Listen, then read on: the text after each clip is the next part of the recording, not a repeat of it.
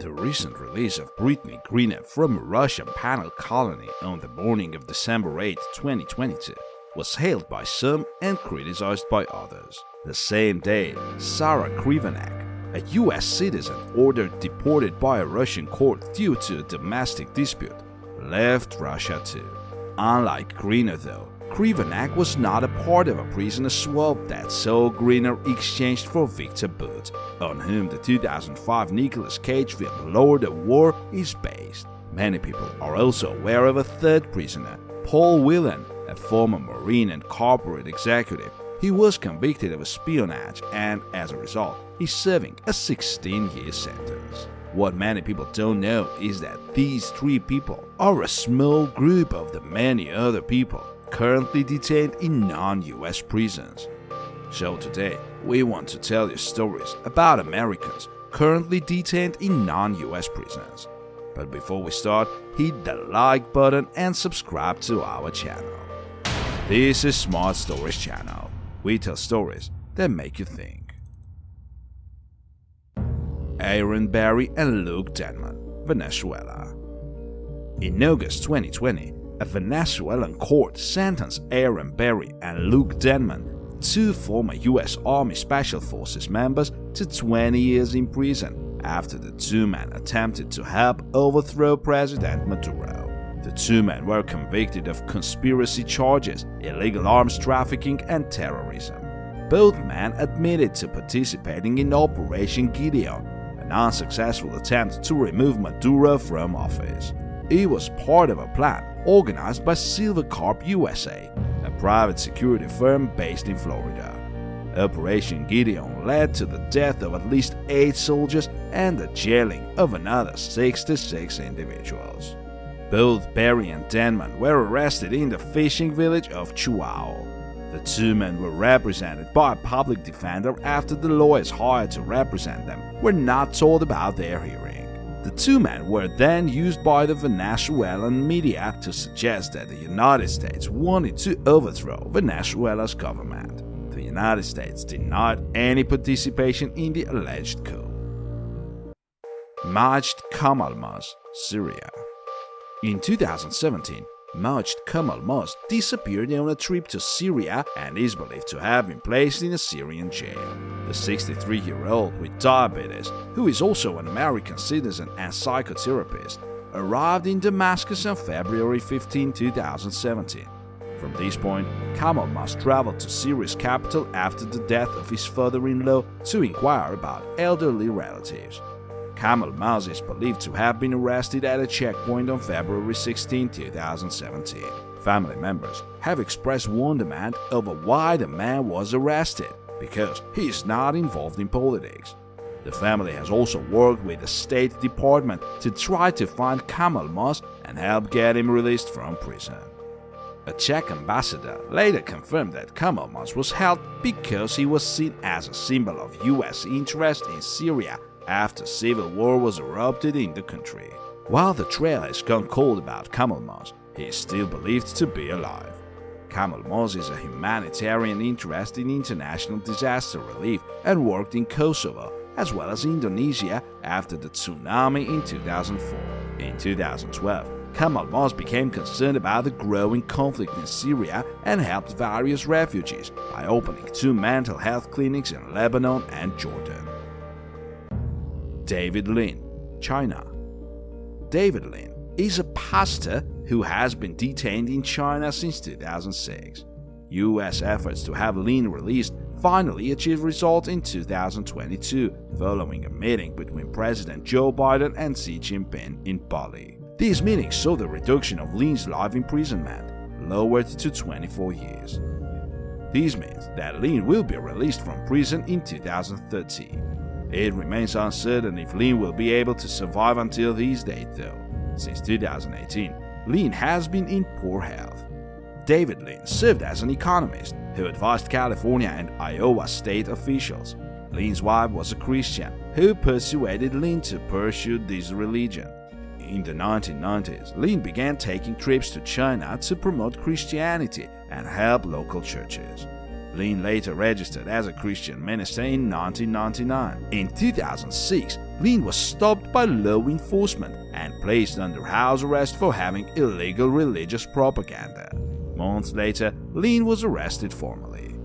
Lin was charged with contract fraud as well for helping Chinese nationals enter into contracts for premises designed for non-authorized church usage. A few years later, Lin received a life imprisonment sentence.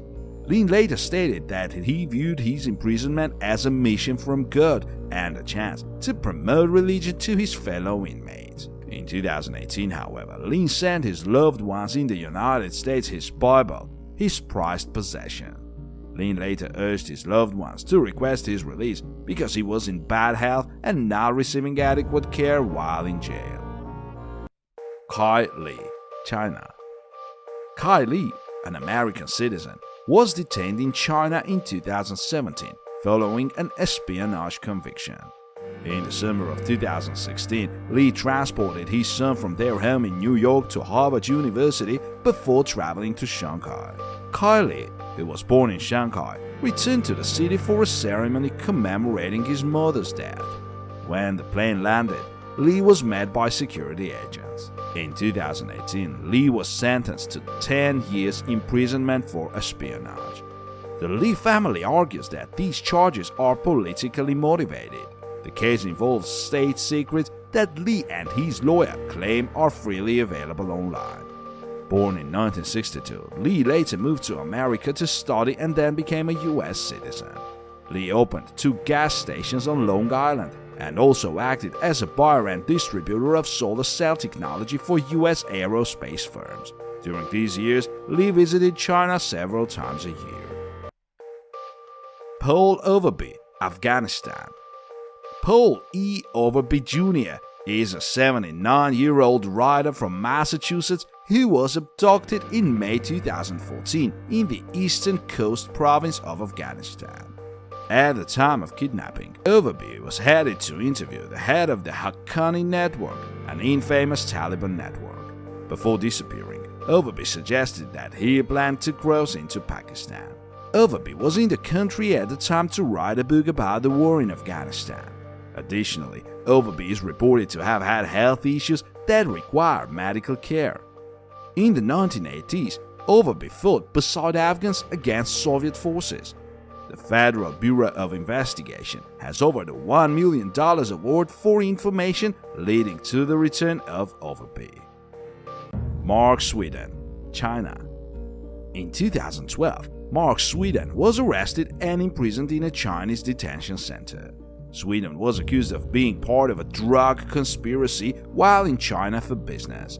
He was sentenced to death. Sweden's mother says he was wrongfully convicted, and she fears she may never see her son again. She has not spoken to him since 2018. The United Nations Human Rights Council and other human rights organizations have requested Sweden's release. Despite these requests, Sweden remains in prison. While in prison, Sweden is reported to have little food and to be experiencing deteriorating health. He has reportedly lost about 100 pounds. Sweden's mother is heading efforts to get him released and has even started a GoFundMe campaign, so Sweden has money to buy necessaries at the commissary. Austin Tice, Syria. Journalist Austin Tice is a 41-year-old man who went missing in Syria in 2012. The last that anyone in the United States heard from Tice was a video released the same year. Tice disappeared in Syria in 2012, at which time he was covering the Syrian civil war. In 2018, Tice's parents commented that they have new details that led them to believe Tice is still alive. In addition to being a journalist who contributed to the Washington Post, McClatchy, and CBS, Tice is also a Marine veteran and an Eagle Scout. Those who have sought details about Tice in recent years have not found any information. President Joe Biden has referred to Tice as a journalist who put the truth above himself. Tice's parents continue to push the administration to secure Tice's release. Mark Fogel, Russia.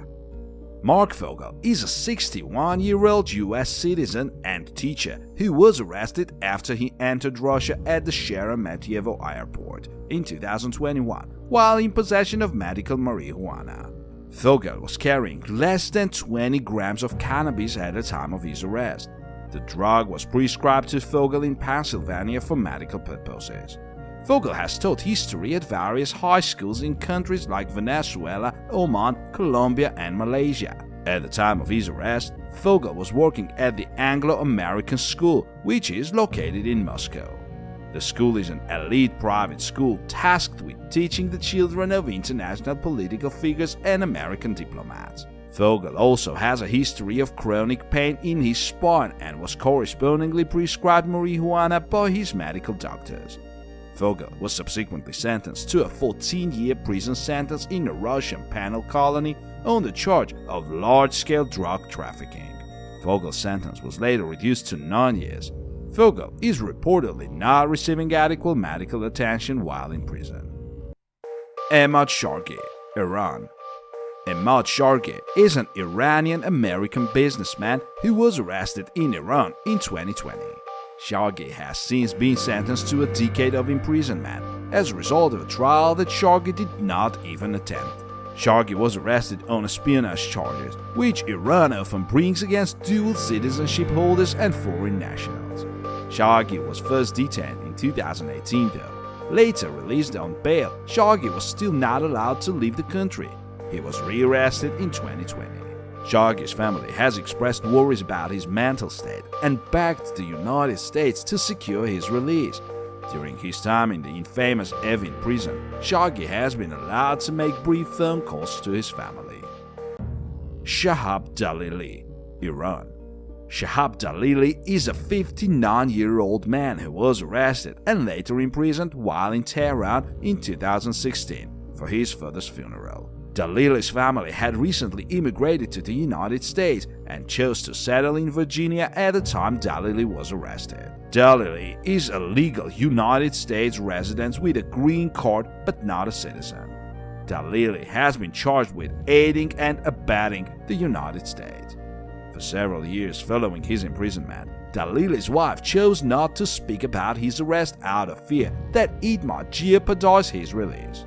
Under the Levinson Act, which was passed in 2020, the United States government must work with both U.S. citizens as well as green card holders who are viewed as United States nationals. As a result of this law, the United States has more power to get someone like Dalili out of prison.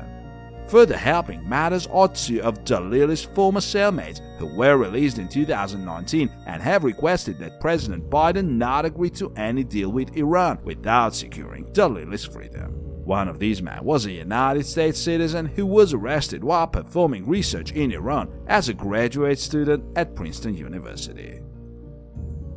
Dear friends, this concludes our video. If you're still watching and not yet in prison, please like this video and subscribe to our channel. Thanks for watching and see you soon.